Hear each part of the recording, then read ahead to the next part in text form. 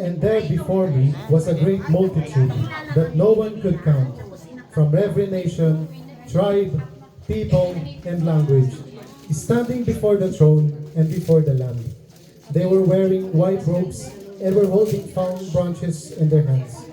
And they cried out in a loud voice, "Salvation belongs to our God, who sits on the throne, and to the Lamb." All the angels were standing around the throne and around the elders and the four living creatures. They fell down on their faces before the throne and worshiped God, saying, "Amen. Praise and glory and wisdom and thanksgiving and honor and power and strength be to our God forever and ever. Amen." Every tongue will confess that you are Lord Jesus. Come on, Wakefield.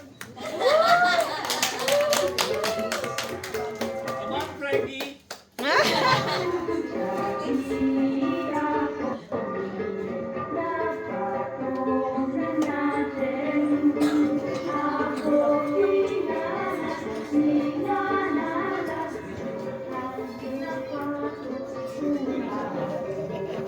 Ito po yung mga taga-amplang ko.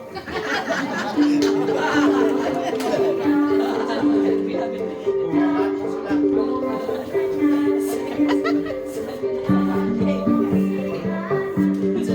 kaya mo yan.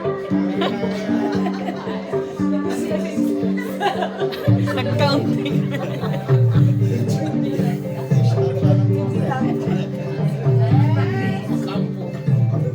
Na-over-practice kayo.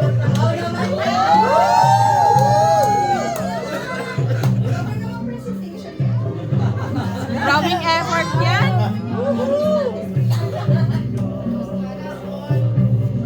Sana all. Hindi tayo makamatama.